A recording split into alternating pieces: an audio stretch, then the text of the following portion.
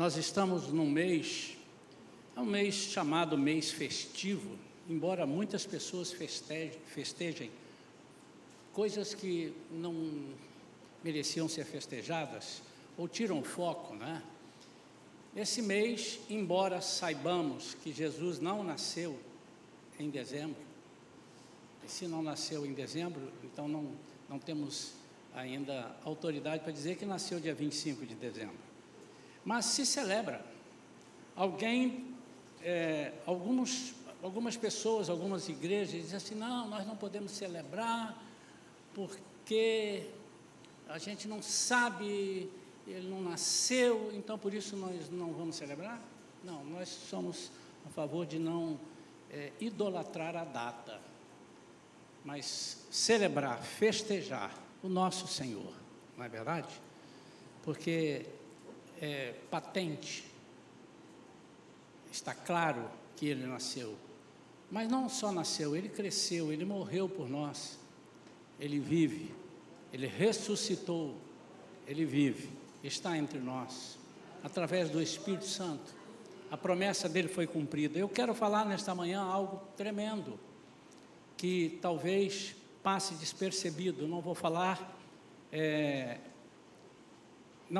propriamente, não vou focar sobre o nascimento de Jesus, na pessoa de Jesus, mas em algo que envolve o nascimento de Jesus.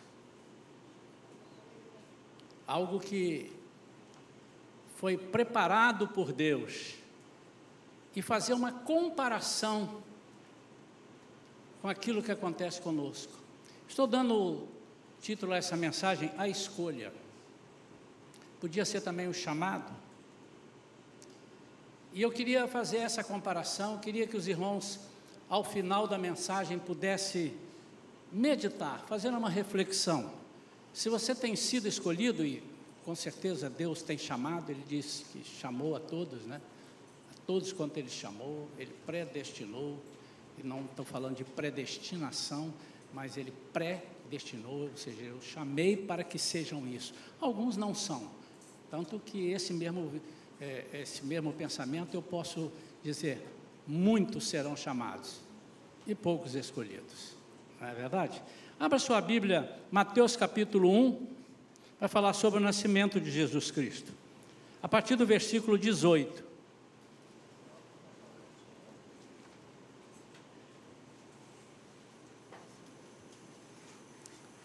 Diz assim, o nascimento de Jesus Cristo foi assim, Maria, a sua mãe, estava comprometida para casar com José, mas antes de se unirem, ela se achou grávida pelo Espírito Santo. José, com quem Maria estava para casar, sendo um homem justo e não querendo envergonhá-la em público, resolveu deixá-la sem que ninguém soubesse. Enquanto ele refletia sobre isso, eis que lhe apareceu em sonho um anjo do Senhor, dizendo, José, filho de Davi, não tenha medo de receber Maria como esposa, porque o que nela foi gerado é do Espírito Santo. Já dentro daquilo que eu vou dizer, eu diria que o anjo está dizendo, José, filho de Davi,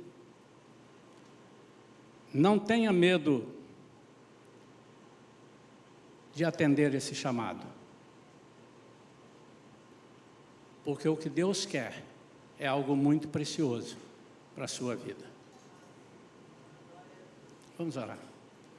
Pai, fala conosco. Queremos ouvir somente a Tua voz.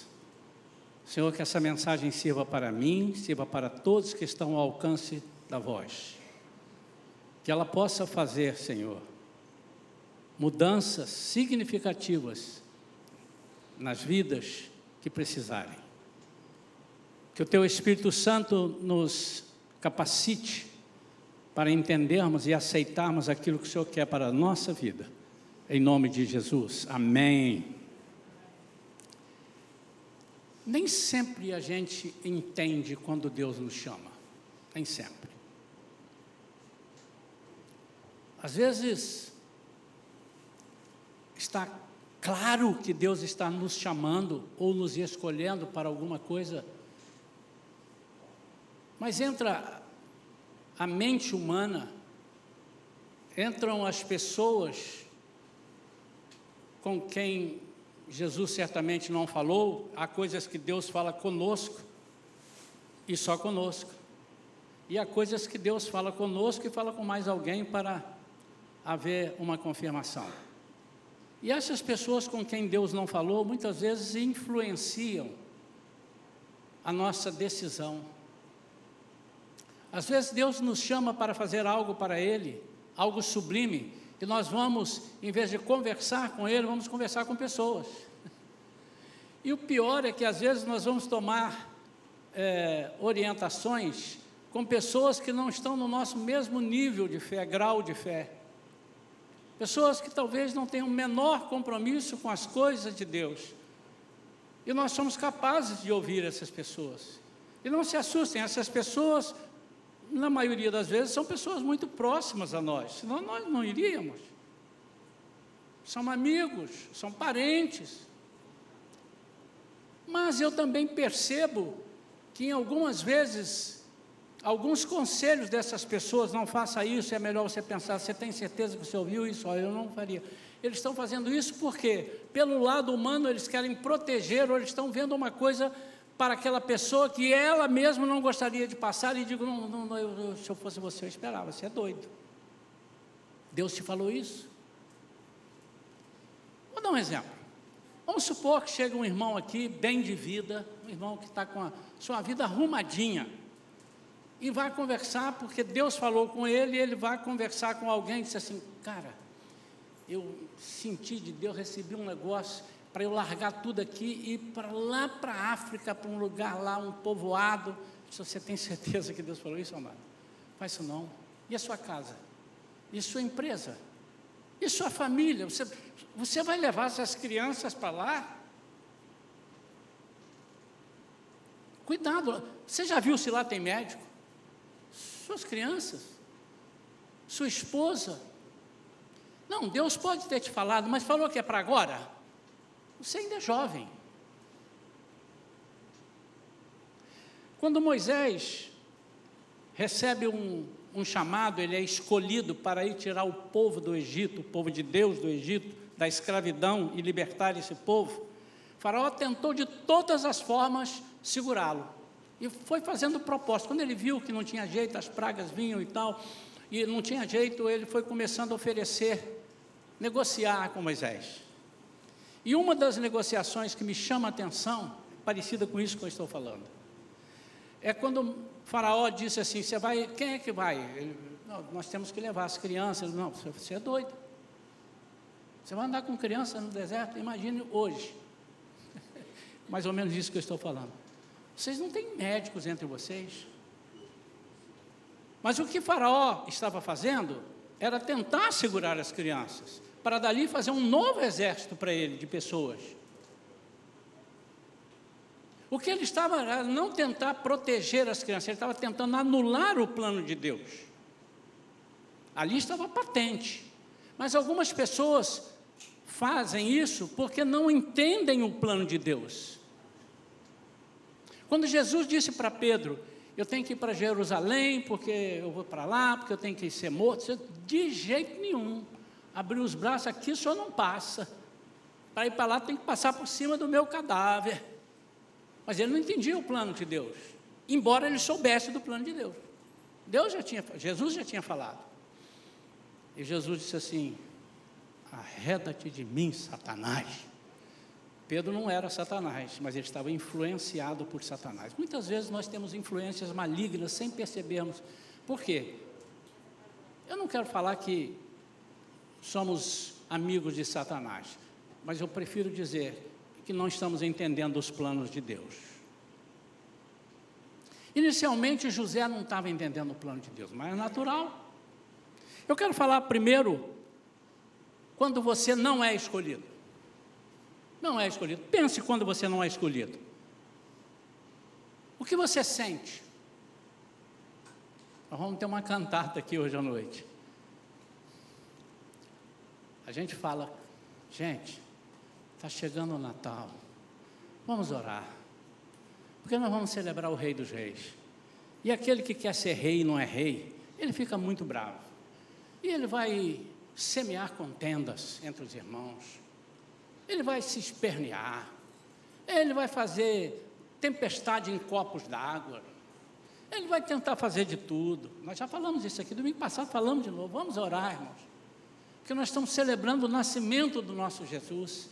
Nós vamos enaltecer a pessoa de Jesus.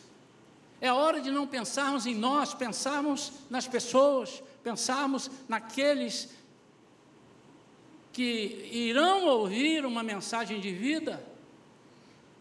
Mas é impressionante como, mesmo tendo sido avisados, nós escorregamos. Quando você não é escolhido, você sente desapontamento, tristeza, você se sente frustrado. Às vezes você sente até raiva, às vezes você fica magoado por alguma coisa. Eu não estou dizendo na igreja, quando você não é escolhido. Você é um jogador de futebol, acha que está na ponta dos cascos, se bem que o jogador não tem casco, né? Mas na ponta dos cascos é enfim, não vou pregar sobre isso. E aí você é preterido, o técnico escolhe outro, e você se sente, aí você às vezes arranca a chuteira, joga no chão.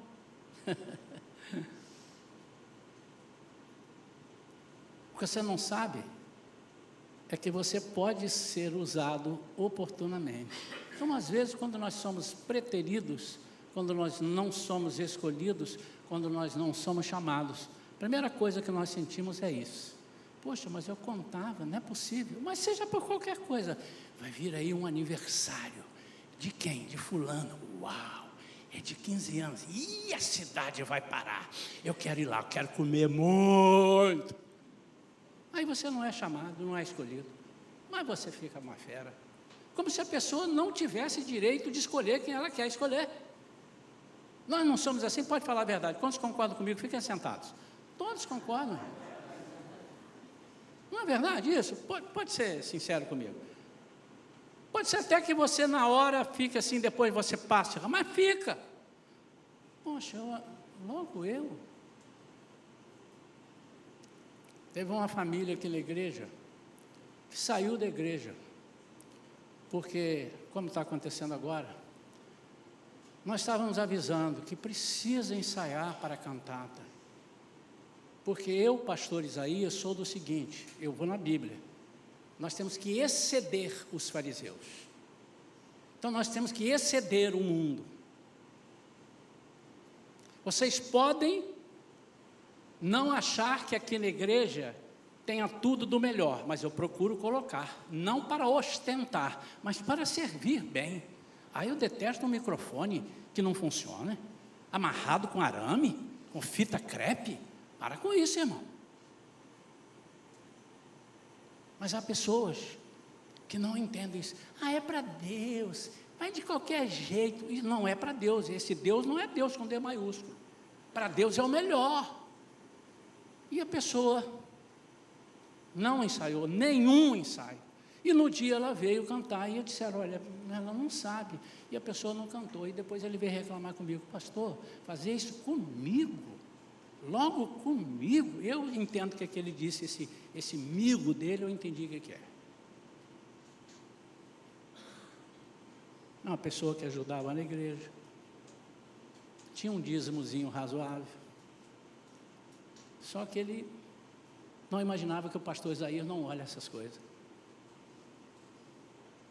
E ficou magoado. As pessoas se sentem magoadas quando não são escolhidas.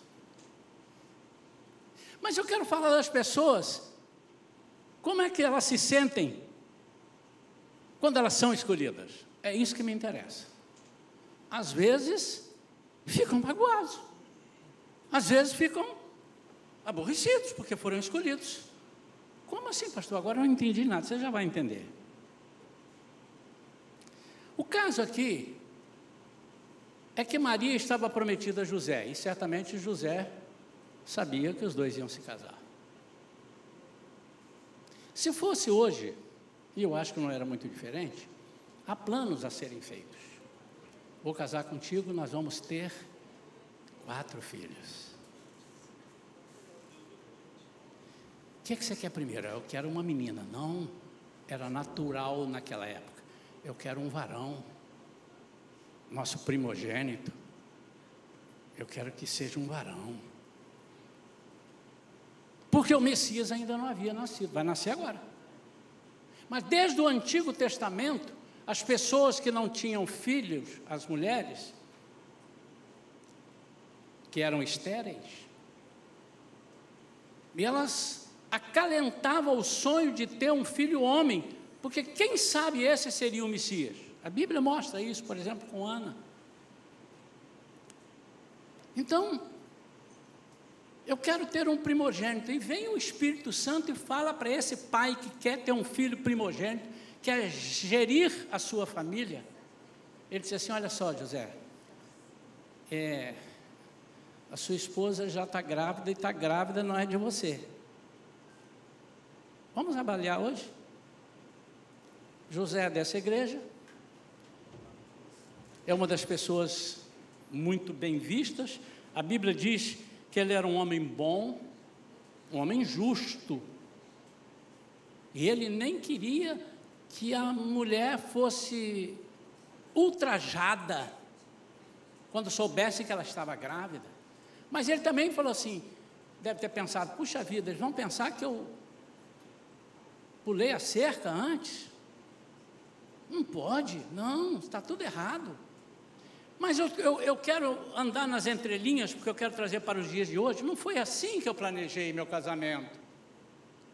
Eu já vou casar tendo um filho aqui. Não foi isso que eu pensei. Quer saber?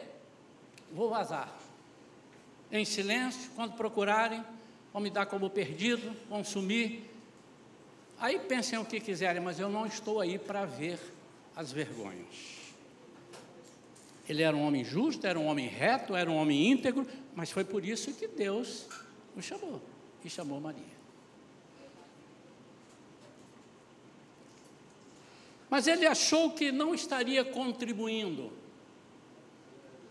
Ele seria apenas uma espécie de fantoche. Que é isso? Então eu caso e o outro vem, é que faz o filho, e agora ainda vou cuidar do filho dos outros. Ele tinha outros planos. Ele deve ter pensado: eu vou ter 4 filhos, 5 filhos. Vai?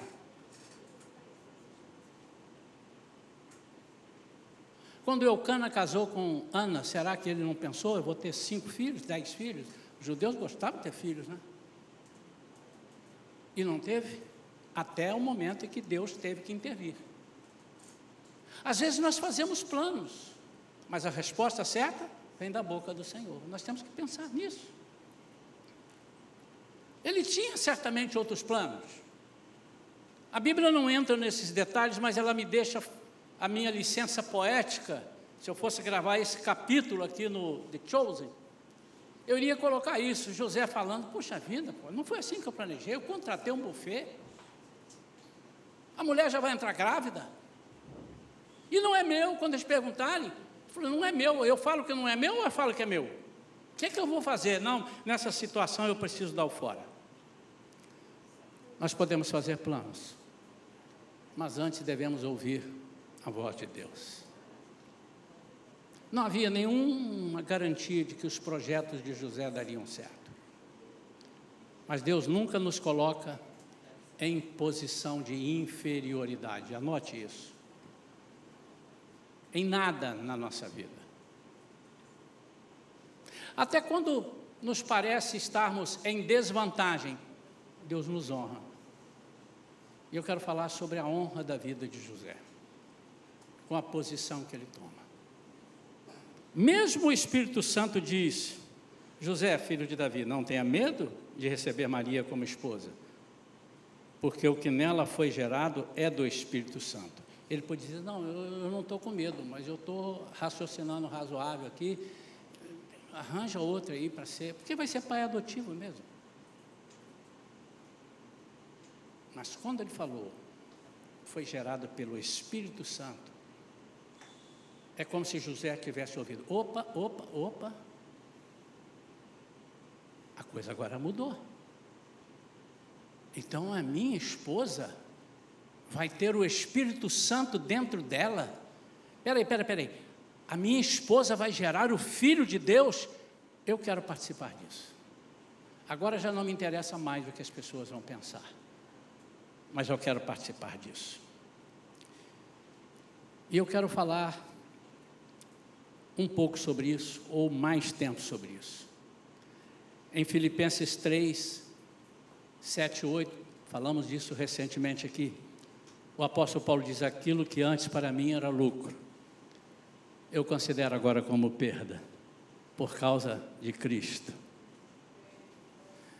É como se eu visse José dizendo assim: peraí, eu estou vendo coisas que muita gente não está vendo, e eu vou falar dessas coisas que José viu, e por que ele aceitou também.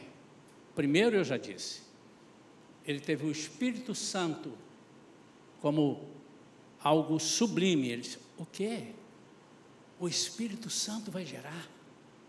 Não, mas você não vai ser pai. Como não vou ser pai? Eu não vou ser pai biológico, mas eu vou estar ali, vendo o crescimento do Filho de Deus. Espera aí, as coisas mudam todas. E o que José ganhou? Quais são os benefícios indiretos? Eu quero falar nesta manhã sobre os benefícios indiretos de um chamado de Deus para fazermos algumas coisas que às vezes nós pensamos que nós não estamos contribuindo. Ao contrário, nós pensamos que a nossa vida está sendo ceifada de alguma forma, ou interrompida, ou bloqueada para outras coisas. Isso serve para tudo, mas serve também para o servir a Cristo dentro da igreja, mas principalmente o servir a Cristo. Quando você é um servo de Deus, e Deus te envia para a Malásia, pode ter certeza que o que parece não é, e o que não parece é. Quando Ele te envia para um lugar que você não imaginou: não, mas eu fiz concurso para os Estados Unidos e Ele me mandou para a Bósnia, você pode ter certeza que você não está sendo prejudicado. Você pode ter certeza absoluta que os benefícios de Deus serão enormes na sua vida, mas você precisa entender isso e precisa aceitar. Você precisa ouvir a voz de Deus. Não é escutar assim, é dar ouvidos, atender a voz de Deus. E se você não atende, aí a responsabilidade é toda sua. Mas se você atende, a responsabilidade é toda de Deus. Quando você entende isso? Quando Deus te chama e você diz: eis-me aqui, envia-me a mim, o resto todo passa a ser com Ele, absolutamente com Ele. Ele é responsável pelo seu plano de saúde se você ficar doente. Ele é responsável pelo seu emprego se você perder o emprego. Ele é responsável pela sua família. Ele é responsável pela sua proteção. Vamos ver aqui quais são os benefícios indiretos. Quando você entra para trabalhar numa empresa, você pergunta, deve perguntar: e qual é o salário que estão oferecendo? É 20 mil. Não, mas eu imaginava 30. Não, mas espera aí. Você vai ter este, aquele benefícios indiretos, que somam mais do que 50 mil. E às vezes você não pode medir em valores, mas você pode medir em descanso, em uma série de coisas. Os benefícios indiretos. José então disse assim: não tem problema eu não ser pai dessa criança. A primeira coisa que eu vou fazer é obedecer a tudo que Deus falar comigo. E a primeira coisa que ele ganhou a honra de ser conhecido como pai adotivo. Ele ganhou o lugar do pai de Jesus. Ele ganhou reconhecimento. Quando hoje nós falamos nesse José, para diferenciar de José do Egito, a gente fala José é o pai de Jesus. E eu quero que você imagine a pessoa andando na rua, que não sabe tudo que o Espírito Santo falou com essa pessoa, e José andando na rua, e as pessoas não sabendo Quem é aquele ali? Aquele ali é o pai de Jesus. Menino, você está indo aonde? Estou indo ali. Você é filho de quem? Sou filho de José. Vocês acham que Jesus respondia antes: sou filho do Deus Altíssimo, gerado pelo Espírito Santo no ventre da minha mãe Maria? Vocês acham que era assim? Eu acho que não. A Bíblia não diz. Mas deixa eu achar, irmão. Deixa eu caminhar. Eu acho. Ele jogando ali peão. Peão. Você jogou peão, irmão? Quando você jogar? Eu era bom nisso, hein? Bola de gude. Correndo atrás de cafifa. Menino, você embaralhou aqui a minha cafifa. Quem é esse menino? Esse é o filho de José. Vocês já pararam para pensar?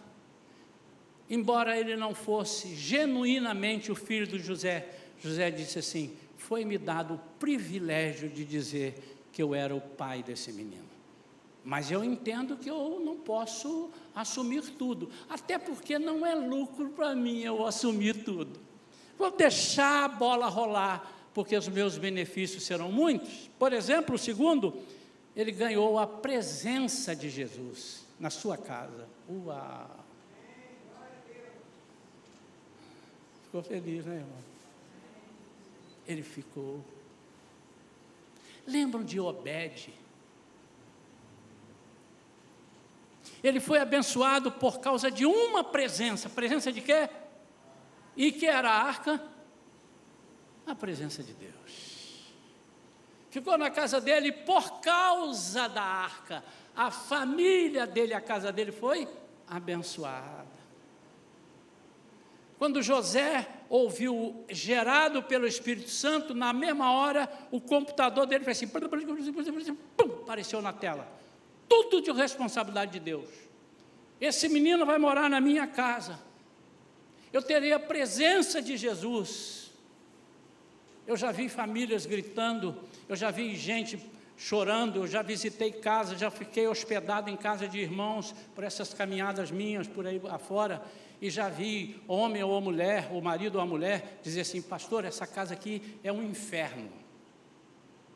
E o que mora no inferno? Satanás e seus demônios. Não moram ainda, mas irão morar. O que é um inferno? Lugar sem paz. O que é um inferno? Lugar sem nada que se tire proveito. Lugar que não dá prazer de morar. Mas o contrário disso é o céu. E Jesus morava lá. Mas por que isso foi possível? Porque ele se anulou para ser pai adotivo. E como ele se anulou para ser pai adotivo, ele ganhou o título de pai e todos os benefícios da morada, da vida de Jesus ali na casa dele. Irmão, sabe o que às vezes dificulta? É porque no meio do caminho a gente recebe um presente e Deus nos dá, e nós começamos a nos assenhorearmos dele, como se fosse nosso. É como se nós estivéssemos dizendo: Jesus, eu sou seu pai, cala a boca, você aqui faz o que eu mando. E Maria viesse e dissesse assim: você não pode falar assim com o menino, está na minha casa, quem manda sou eu. É um erro, meu amado. Quem manda na sua casa é Deus. Adote esse sistema, porque se Jesus mora lá, Deus tem compromisso com Jesus, e consequentemente você vai ser abençoado. Ele ganhou a presença de Jesus. Você já imaginou o que é conviver com o Salvador diariamente? Pastor, mas espera, eu só estou equivocado, ele era uma criança, mas ele já era o Salvador. Aqui ele já está na casa, está ali com ele.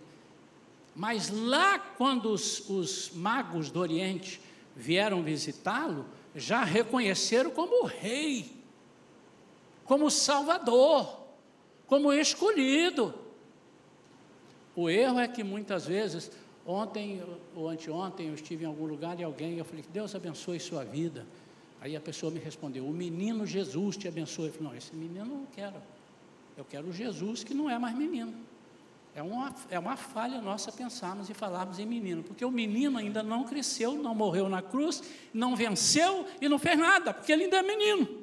embora esteja prometido para ele ser o Salvador. Aprendam isso, irmãos em Cristo.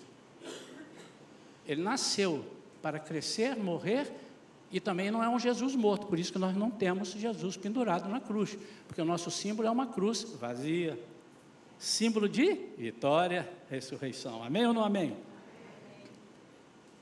Mas ele ganhou mais coisa, e essa daqui eu deixei por último, porque é a coisa que mais interessa para nós, para muitos, para o ser humano. José disse assim: eu ganhei direção e proteção. Por quê?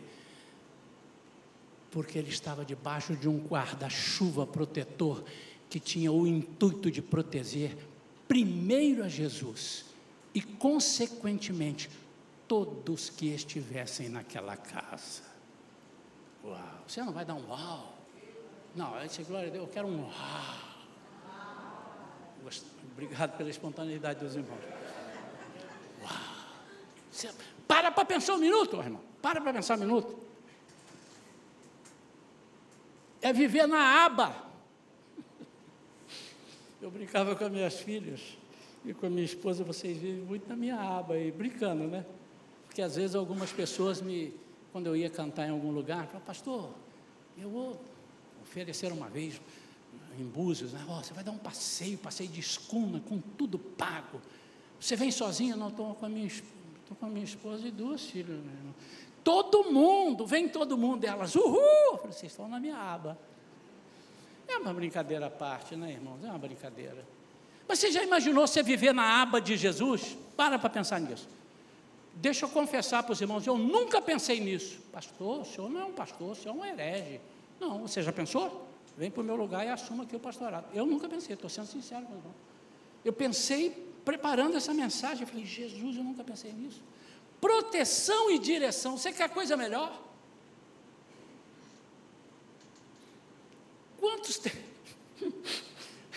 Quantos tem medo de andar Pode falar, irmão. Não vai ser corajoso agora. Quantos tem medo de andar de noite, assim, num lugar mais ou menos escuro? Quantos tem? Você tem? Forte desse jeito, você tem? Dependendo do lugar, né? Mas vou arranjar um jeito para você. Vem aqui, fica aqui perto de mim. Por favor. Vai, já está até com a dor nas costas. Olha para lá e mostra como você está temeroso para os irmãos. Vem cá. Vem cá, meu irmão. Vem cá. Bota a mão no ombro dele e sai com ele. Dá uns 2 passos aí. Olha o armário que eu te arranjei. Ele não é só forte, não. Ele é lutador de jiu-jitsu. O cara é... Você ficou mais tranquilo agora? Mais tranquilo. Agora, se eu disser para você que Jesus está com a mão em você assim, dizendo assim, aí você diz, eu não sei se eu vou para a direita ou vou para a esquerda. Logo depois de Jesus ter nascido, aí começaram a descobrir que Jesus está ali. O faraó queria matar, Herodes queria matar as crianças, né? Aí o que o Espírito Santo falou para Jesus? Jesus, você vai para o Egito. Mas papai não pode ir, não sei nem andar direito. Fica tranquilo que eu já falei com seu pai. Estou vendo ele arrumando a roupa.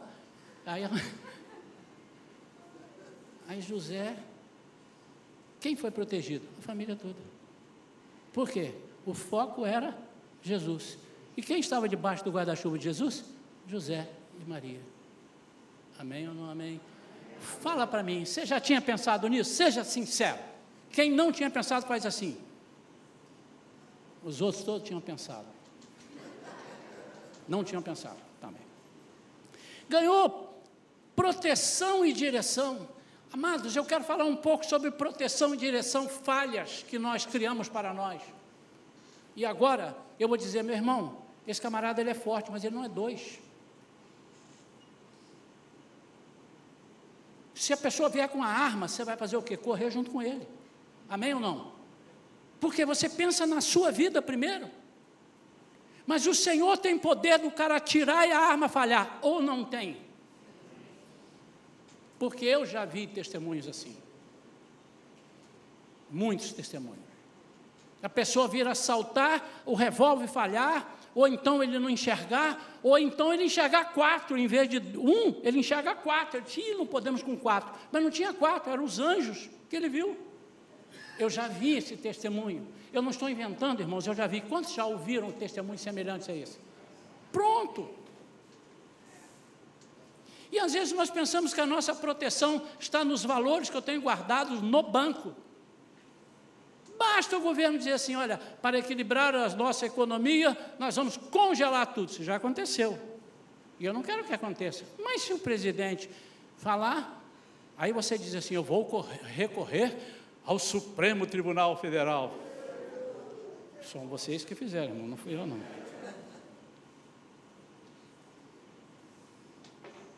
Proteção para a sua saúde.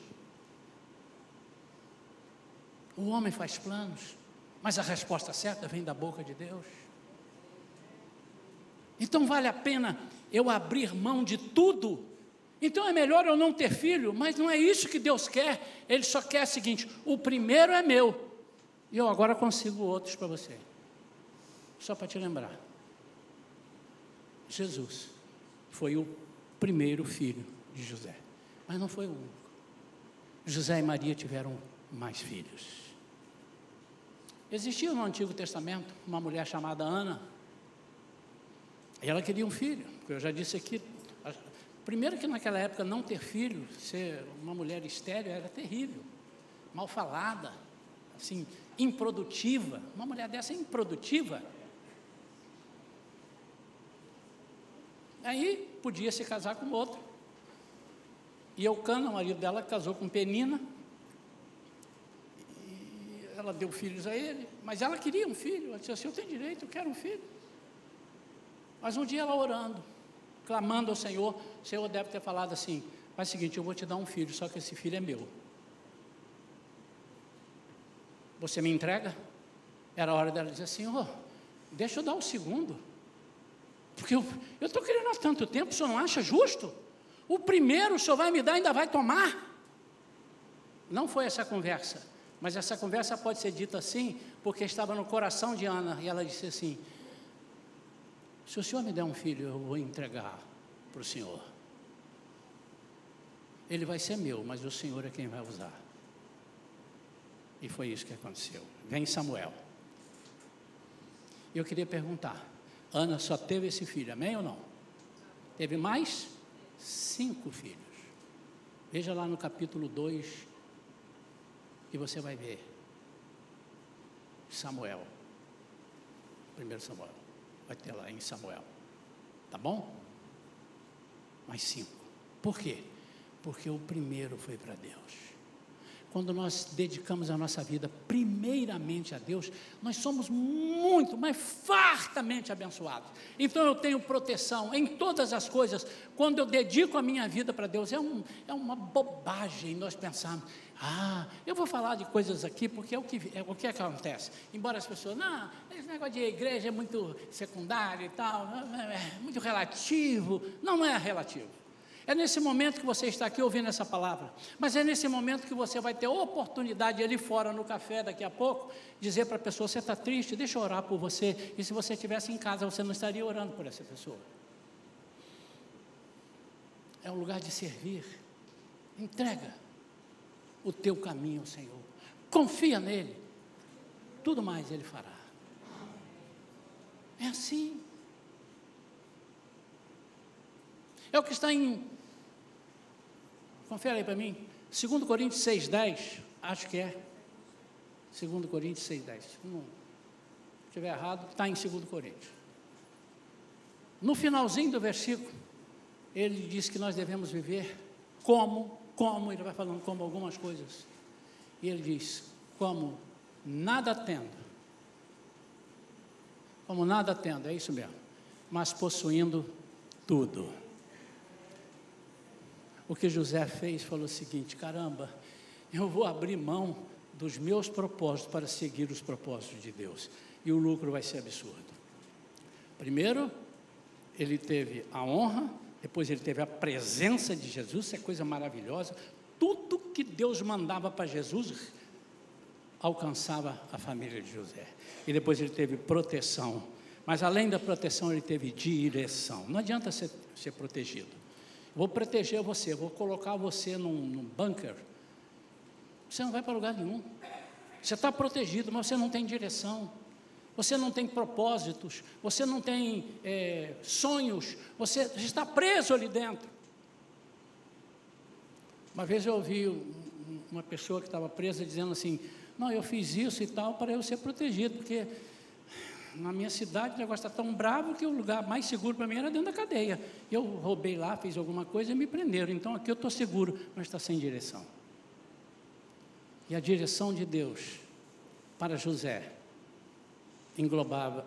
para Jesus, englobava José, englobava Maria, englobava todos. Tudo que era direcionado a Jesus, José também recebia por causa de Jesus. Há um Jesus lá no Antigo Testamento, uma figura de Jesus, porque o Antigo Testamento vai apontando Jesus em várias situações. Vocês sabem disso, já foi ensinado isso aqui. Figura de Jesus. E esse outro era José também, José do Egito. E lá, no capítulo 39 de Gênesis, José é vendido e vai para o Egito. E ele cai lá na casa de Potifar, que era um oficial de Faraó. Não é? Vamos ler. José foi levado para o Egito e Potifar, o oficial de Faraó, comandante da guarda egípcio, comprou da mão dos ismaelitas que o tinham levado para lá. O Senhor Deus estava com José, que veio a ser homem próspero, e estava na casa de seu dono egípcio. Potifar viu que o Senhor estava com José. Como é que ele viu? Porque começou a respingar bênção na casa dele de ponta cabeça, de tudo quanto é lugar. E que tudo que ele fazia, o Senhor prosperava em suas mãos. Assim José achou favor diante dos olhos de seu dono e o servia. E ele pôs José por mordomo de sua casa, porque bobo ele não era, e lhe passou às mãos tudo que ele tinha. José é um tipo de Jesus, ele entregou para Jesus tudo que ele tinha. E desde que Potifar o fez mordomo de sua casa, desde que você colocou Jesus para dirigir a sua casa, esse mordomo aqui não é empregado, é o cara que mandava em tudo. E é encarregado de tudo, está aí, ó, acabei de falar, o que tinha. O Senhor abençoou a casa do egípcio, por causa de José.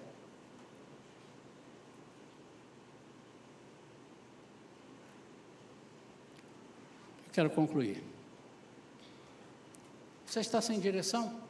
Talvez esteja faltando Jesus na sua casa. Nós estamos celebrando o Natal, irmãos. Tem pessoas preocupadas aí. O que nós vamos dar de presente para fulano? O que eu vou dar de presente para Beltrano? O cara é chato para receber presente. O cara não gosta disso, não gosta daquilo. Mas ele não parou 10 minutos para pensar o que eu vou dar a Jesus pelos benefícios que ele me tem feito. E Jesus não está precisando e nem é útil para ele você dar uma camisa para ele. Mas quando você faz isso para uma das pessoas que estão sem, você está fazendo para Jesus. Mas é mais que isso. Não é para ficar distribuindo só o valor, vou ali vou pegar meu salário todo esse mês, vou distribuir, vou lá para os pobres. O que adianta? Você vai fazer isso uma vez e depois Jesus vai parar de reinar na sua vida? Porque quando chegar o momento em que Jesus diz assim, eu preciso que você vá à igreja, ou vá naquela missão, você disse, não Senhor, hoje não dá, porque hoje tem um jogo do meu time. É duro, irmão. É duro. E a Vera pensa muito bem nisso, minha esposa. O Flamengo está disputando alguns títulos aí, e cada jogo é um jogo. Eu estou vendo ela, mas de novo, veja, você não já viu o jogo a semana passada? Para ela é tudo igual. Mas olhando nesse sentido, Então está ouvindo isso não, né? Irmãos, que nós temos coragem de dizer não para aquilo que não nos dá direção e dizer sim para aquilo que nos dá direção? Você está com vontade, você tem coragem de abrir mão, ainda que falem mal de você, ainda que você pense assim, mas eu vou perder os meus dias. Você não vai perder os seus dias, você vai ganhar. 12 horas vão valer 36. Um comprimido que você vai tomar, que o médico disser para você assim, você tem que tomar esse comprimido uma semana, com 3 dias já vai fazer efeito, ou você não crê nisso? Eu sou assim, todo comprimido de doença e tal que eu vou tomar, eu oro antes, Senhor, trabalha nesse remédio.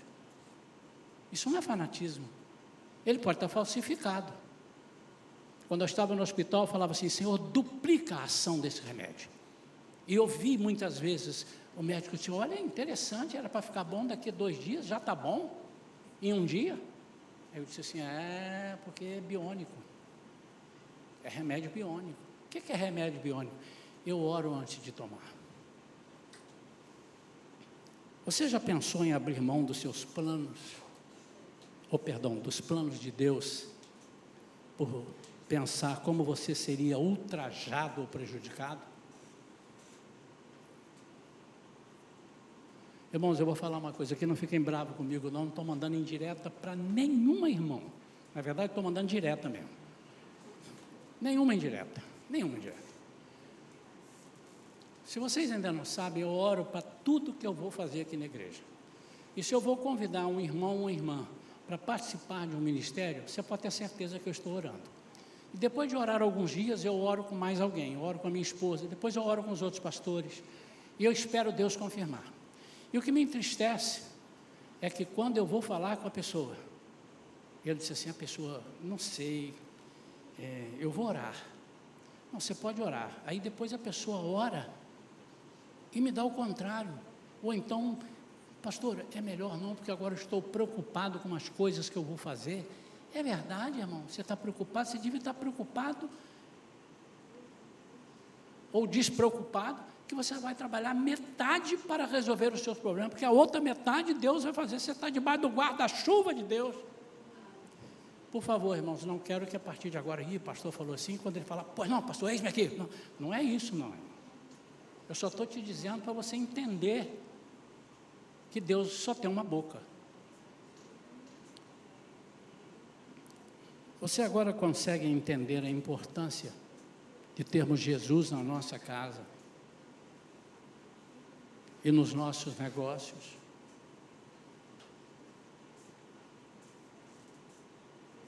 O que Deus pode fazer na sua vida por causa de Jesus que está lá? Quero orar pela sua vida agora. Eu quero, sinceramente, se eu fosse você, eu já caía de joelho aí, não vou pedir para ajoelhar, não. Já caía de joelho, Senhor, misericórdia. Não me deixe negar aquilo que o Senhor me chamar para fazer. Eu estou me sentindo maravilhosamente bem. Por isso que eu disse no início, alguns se chateiam porque não foram escolhidos, e alguns ficam preocupados, meu Deus, me escolheu. Não tinha um programa de um programa de humor na televisão, que o professor falava assim, senhor Joselino, ele, meu Deus, me achou eu aqui, não. E às vezes, irmãos, eu estou aqui com vontade de lhe pedir assim, irmão André, levante aí e ore para nós. Eu estou com medo, porque já aconteceu isso comigo, eu falando, irmão, poderia orar para nós? E eu fiquei com a cara de tacho.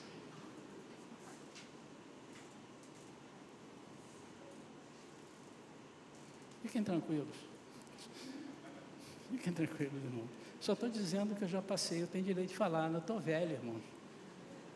Falo bobagem, às vezes não falo.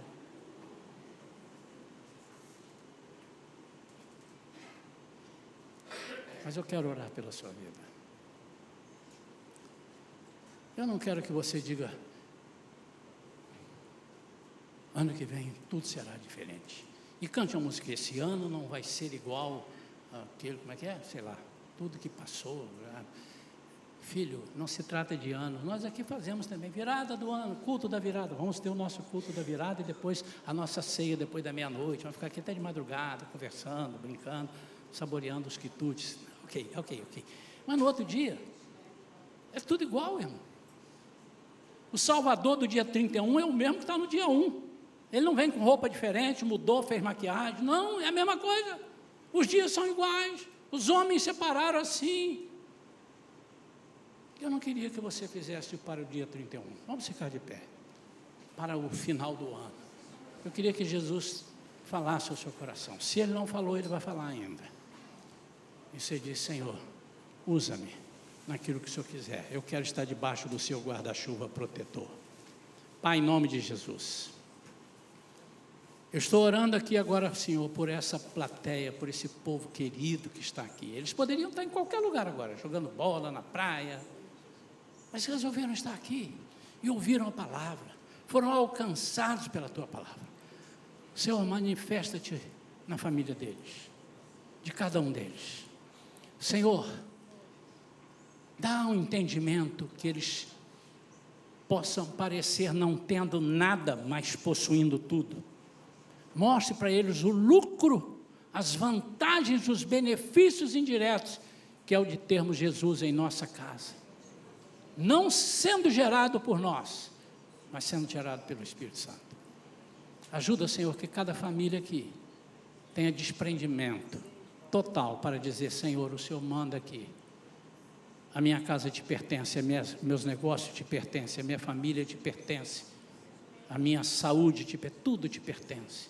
Eu entrego a Ti mais uma vez, eu renovo a minha aliança contigo nesta manhã. Em nome de Jesus. Amém. Se houver alguma pessoa aqui que esteja afastada dos caminhos do Senhor, ou que nunca se batizou numa igreja evangélica, não é? E ele está aqui, e eu quero fazer